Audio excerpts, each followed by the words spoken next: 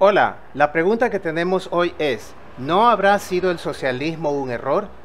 Esta es la introducción escrita por Friedrich Hayek en su libro La fatal arrogancia y cuya lectura formal prácticamente empezamos el día de hoy.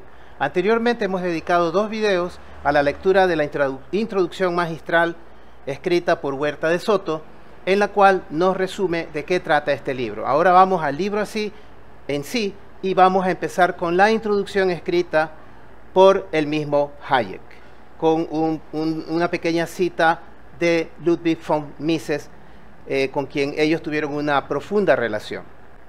Entonces vamos a empezar con el libro que estás viendo en la portada, La fatal arrogancia de Friedrich Hayek. Y si no quieres perderte las lecturas que vienen, así como otro contenido adicional, sigue al canal, dale like y activa la campanita para que te lleguen las actualizaciones. Comenta y comparte con otros qué te parece este contenido para que YouTube nos siga recomendando y poder crecer. Especialmente para la comunidad ecuatoriana, los animo a que vean los videos y de esa forma contribuyamos aumentando nuestro nivel de educación y poder alcanzar niveles de comprensión sobre las cosas que ayuden a mejorar nuestra sociedad que está teniendo muchos problemas en este momento. Entonces, empezamos con la introducción por Friedrich Hayek. Nos dice, introducción, ¿no habrá sido el socialismo un error? Queda la pregunta abierta. Y empieza con una cita de Ludwig von Mises que dice, la concepción socialista, déjenme cambiar aquí ven el cursor en forma de lapicito, dice, la concepción socialista es a la vez grandiosa y sencilla. De hecho, puede ser considerada como una de las más ambiciosas creaciones del espíritu, algo tan valiente y atrevido que justificadamente ha logrado levantar la más excelsa admiración. Si queremos salvar nuestro planeta de la barbarie, lejos de ignorar desdeñosamente los argumentos socialistas, es preciso refutarlos.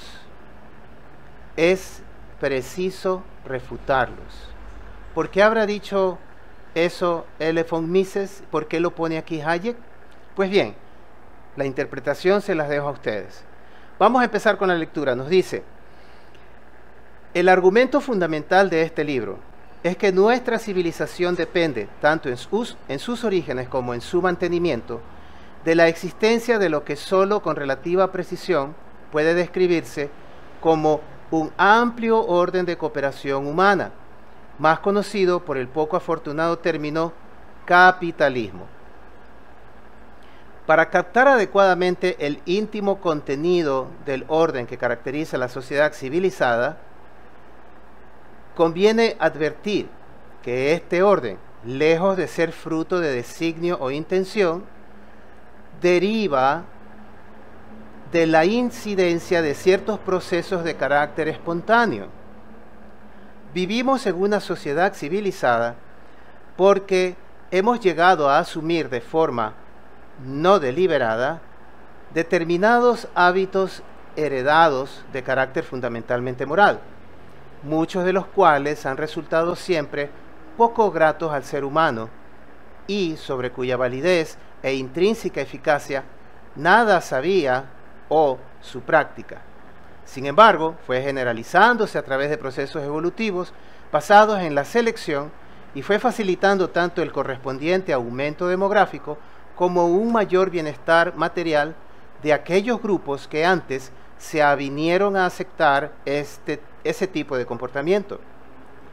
La no deliberada, reluctante y hasta dolorosa sumisión del ser humano a tales normas facilitó a dichos entornos sociales la necesaria cohesión, gracias a la cual accedieron sus miembros a un superior nivel de bienestar y conocimientos de diversa especie, lo que les permitió multiplicarse, poblar y henchir la tierra. Génesis 1:28. Quizá este proceso, la faceta más ignorada de la evolución humana. Los socialistas ven las cosas de distinta manera. No se trata tan solo de que lleguen a conclusiones diferentes, perciben la realidad de manera distinta. Que los socialistas yerran en cuestiones de hecho tiene, como subrayaré más adelante, una importancia crucial para mi línea de razonamiento. Si su interpretación del orden social, así como de las alternativas que proponen, reflejarán verdaderamente la realidad, estaría plenamente dispuesto a aceptar que corresponde al ser humano la responsabilidad de garantizar una distribución de ingresos que de alguna manera se ajuste a determinados principios morales. Y estaría dispuesto a admitir igualmente que, a tal fin, se asignara a alguna autoridad central la responsabilidad de establecer el destino que debe darse a los distintos recursos, aun cuando ello implicara la supresión de la propiedad privada de los medios de producción. Si, por ejemplo, fuera cierto que la gestión centralizada de la economía es capaz de conseguir un producto global por lo menos similar al actual, se plantearían sin duda difíciles problemas de tipo moral en torno a cómo, en justicia, deberían asignarse los ingresos. La realidad, sin embargo, es totalmente distinta, porque, con excepción del mecanismo a través del cual el mercado competitivo procede a distribuir los ingresos, no existe ningún método conocido que permita a los diferentes actores descubrir cómo pueden orientar mejor sus esfuerzos al objeto de obtener el mayor producto posible para la comunidad. El núcleo principal de mi argumento consistirá, pues, en precisar que las diferencias existentes entre los partidarios del orden espontáneo del extenso ámbito característico del mercado y quienes propugnan la existencia de una autoridad centralizada que controle con el debido rigor el comportamiento de todos y se encargue de gestionar colectivamente la asignación de los recursos productivos, radican en una falsa apreciación por parte de los segundos acerca de cómo la información al objeto requerida surge y es utilizada por la sociedad. Por tratarse de una cuestión de hecho, tales discrepancias deben dirimirse a través del estudio científico, que evidencia que la aceptación de las normas morales transmitidas por tradición, normas sobre las que el orden de mercado descansa y que en modo alguno coinciden con las supuestamente racionales recomendaciones que los socialistas suelen plantear, es lo que nos permite generar y utilizar un volumen de información y recursos mayor del que pudiera poner al alcance de la comunidad una economía centralmente planificada. Los partidarios de esta última, sin embargo, siguen empecinados en sostener que todo lo hacen al amparo de las más estrictas exigencias de la razón. Los objetivos y programas socialistas son, en definitiva, inviables tanto en cuestión al logro de los objetivos propuestos como a la eficacia de su gestión. Y a mayor abundamiento, el modelo carece hasta de la necesaria consistencia lógica, refiriéndose al socialismo. Tal es la razón por la cual, contra lo que generalmente se afirma, estas diferencias no dependen solo de la perspectiva que adopten los distintos intereses involucrados, ni pueden ser reducidas a meras diferencias de valoración, porque el análisis de cómo fueron adoptadas determinadas normas de comportamiento y esquemas morales y de sus efectos sobre la evolución de nuestra civilización es fundamentalmente una cuestión de hecho, Tal análisis, desarrollado a lo largo de los 3 primeros capítulos, integra la línea argumentativa fundamental de la presente obra. Las exigencias socialistas no son cuestiones morales que puedan derivarse de esas tradiciones que hicieron posible la aparición de la moderna sociedad civilizada. Se pretende mediante ellas más bien sustituir tales esquemas por otros diseñados a fuerza de raciocinios, cuya aceptación se intenta basar en la satisfacción de algún primitivo instinto. Parten los socialistas de la idea de que, puesto que la humanidad ha sido capaz de establecer determinados esquemas de colaboración, capaces de coordinar los esfuerzos de todos, deben también ser capaces de diseñar otros todavía mejores, a la par que más gratificantes. Ahora bien, aunque debamos nuestra propia existencia a la presencia de esos conjuntos de normas de comportamiento que han evidenciado su mayor eficacia a lo largo del tiempo, la humanidad es incapaz de establecer otros solo basados en que algunos de sus visibles e inmediatos efectos parezcan más gratificantes a nuestras instintivas predisposiciones. El debate entre el orden de mercado y el socialista es una cuestión que afecta, en definitiva, a la propia supervivencia de la especie humana. La asunción por la sociedad de las recomendaciones socialistas en materia ética implicaría la desaparición de gran parte de la población y la pauperización del resto. Seguimos. Cuanto queda expuesto contribuye a centrar la atención en un tema sobre el que desearía dejar inmediata y explícita constancia de mi opinión. Aunque soy crítico de ese supuesto recurso a la razón del que se jactan los socialistas, en modo alguno quisiera que ello pudiera considerarse como rechazo por mi parte de la razón correctamente interpretada. Y con correctamente interpretada quiero decir que se recurra a ella teniendo clara conciencia de sus intrínsecas limitaciones y que aceptando las lógicas consecuencias, el actor se muestra en todo momento dispuesto a hacer frente a esa sorprendente realidad, constatada tanto en el campo de la economía como en el de la biología, consistente en que un orden no intencionado puede ser superior a cualquier otro que sea fruto de intencionada creación.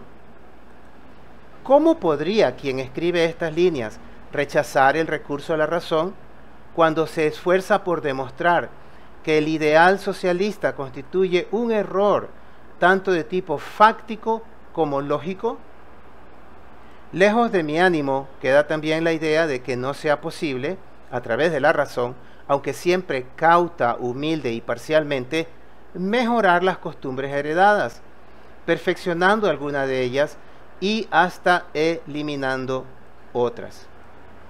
En este ensayo, sin embargo, al igual que en los que le precedieron, mi argumento se dirigirá fundamentalmente contra esa tradicional manera de interpretar la razón que constituye la base del modelo socialista, así como contra ese planteamiento ingenuo y acrítico en cuanto al contenido de la función racional, que en otras ocasiones he denominado racionalismo constructivista, 1973.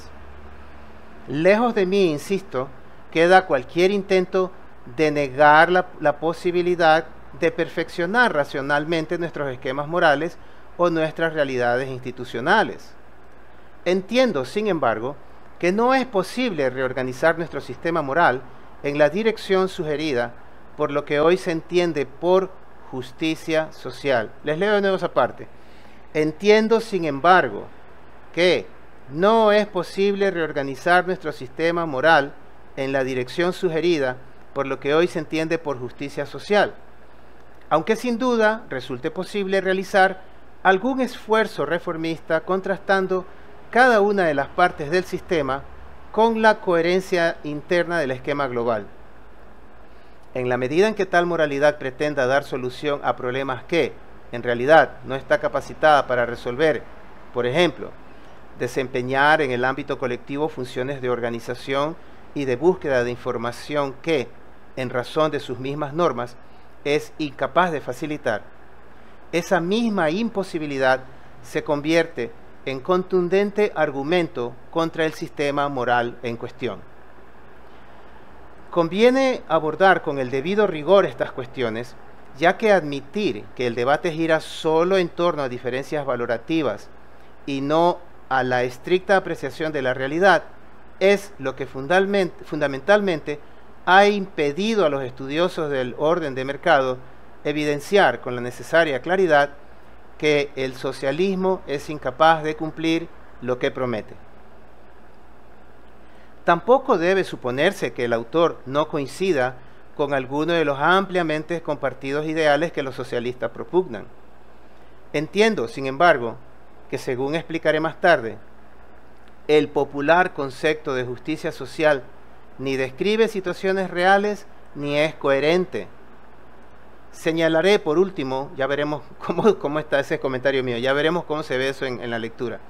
Señalaré por último que tampoco soy de la opinión, cual pueden sugerir determinados defensores de la ética hedonista, de que resulta posible llegar a conclusiones morales sobre bases meramente utilitarias. Mi exposición puede quizá arrancar del aserto de David Hume, según el cual las normas morales no derivan de la razón. Tratado 1739, 1886, 235. Este concepto desempeñará a lo largo de la presente obra un papel preponderante, puesto que enmarca debidamente el núcleo de la cuestión planteada, es decir, cómo surgen nuestros esquemas morales y qué implicaciones puede tener un proceso de formación sobre las instituciones políticas y económicas. Nuestra afirmación de que la humanidad se ve en la ineludible necesidad de mantenerse fiel al sistema capitalista por su superior eficacia en el aprovechamiento del cúmulo de informaciones dispersas, plantea el interrogante de cómo tan eficaz orden social llegó a materializarse, si tenemos en cuenta que son muchos los instintos primarios y las reacciones supuestamente racionales que incesantemente se rebelan contra las instituciones y la moralidad de las que el orden capitalista no puede prescindir. Déjenme cambiar de puntero. Ok. La contestación a tal interrogante, que constituye la materia fundamental de los 3 primeros capítulos de esta obra, enlaza con una antigua concepción ampliamente extendida en el pensamiento económico, según la cual nuestros esquemas morales y nuestras instituciones sociales no son sólo consecuencia de determinadas decisiones intencionales, sino que surgen como parte de un proceso evolutivo inconsciente de autoorganización de una estructura o un modelo. La validez de esta afirmación se extiende no solo al campo de la economía, sino a otras muchas áreas del conocimiento, en especial a la biología. Este enfoque constituye tan solo el primero de un creciente conjunto de modelos teóricos tendentes a explicar la formación de ciertas estructuras complejas sobre la base de procesos que no pueden ser objeto de observación en lo que atañe a las particulares circunstancias y a sus específicas manifestaciones. Cuando comencé a ocuparme de estas cuestiones, creí encontrarme prácticamente solo en el estudio del desarrollo evolutivo de tales complejos órdenes que se autosustentan. Desde entonces, sin embargo, investigadores dedicados al estudio de otros problemas semejantes, bajo diferentes apelativos, tales como los de autopoiesis, cibernética, homeostasis, órdenes espontáneos, autoorganización, sinergética, teoría de los sistemas, etc., han proliferado de tal manera que aquí solo podemos aludir a un reducido número de ellos. La presente obra es, por lo tanto, simple tributaria de una cada vez más caudalosa corriente que acabará conduciéndonos probablemente al desarrollo de una ética de carácter similar y complementaria de lo que hoy es ya una evolucionada ciencia epistemológica basada en un tipo de evolución que, por cierto, nada tiene que ver con el neodarwinismo. Por las razones expuestas, esta obra aborda difíciles cuestiones de índole científica y filosófica. Si bien su objetivo fundamental seguirá siendo evidenciar que uno de los movimientos políticos que mayor incidencia han tenido en el acontecer moderno, es decir, el socialismo, se basa en premisas cuya falsedad puede demostrarse y que, pese a haberse inspirado en las mejores intenciones y haber tenido por mentores tal vez a lo más selecto de la sociedad, no deja de constituir una grave amenaza para el nivel de vida y la existencia misma de una gran parte de la población actual. Tal es el sentido de los capítulos 4 al 6, en los que examino y refuto la visión socialista de la evolución y mantenimiento de nuestra civilización, expuesta en los 3 primeros capítulos de esta obra.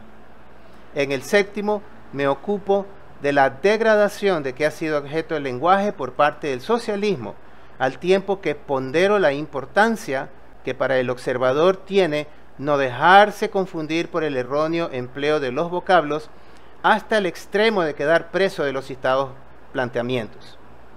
En el capítulo 8 salgo al paso de la posible objeción por parte de los socialistas o críticos de otra especie, en el sentido de que la amenaza de la superpoblación echa por tierra todos mis argumentos.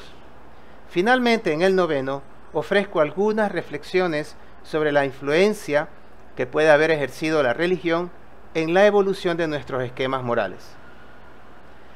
Dado el papel preponderante que en esta obra tiene la teoría de la evolución, considero necesario recordar al lector que uno de los acontecimientos más importantes que ha tenido lugar durante los últimos tiempos ha sido la aparición de una epistemología evolucionista, una teoría del conocimiento que interpreta la razón y sus manifestaciones como fruto de un proceso evolutivo, interpretación que, además de haber dado lugar al alumbramiento de una más adecuada visión de la verdadera génesis y función de la razón, ha facilitado un más correcto enfoque de un amplio conjunto de órdenes de carácter espontáneo y complejo. En diversos pasajes de esta obra hago referencia a los numerosos problemas relacionados con este nuevo planteamiento, indebidamente desatendido hasta ahora, pese a su indudable trascendencia. En mi opinión, no necesitamos solo esa nueva epistemología evolucionista, sino también una justificación igualmente evolucionista de los esquemas morales generalmente recibidos de índole muy diferente de las hasta ahora propuestas.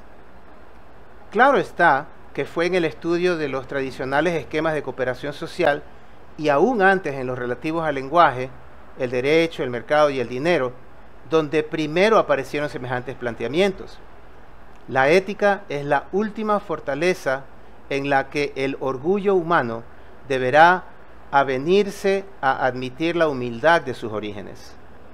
Está en fase de formulación en nuestros días esta teoría evolutiva de nuestros esquemas morales. Sus principales conclusiones apuntan a que estos esquemas no derivan simplemente de nuestros instintos, ni tampoco del ejercicio de la razón. Tienen más bien un origen diferente que debe situarse entre el instinto y la razón, circunstancia que destaca el título del primer capítulo de esta obra.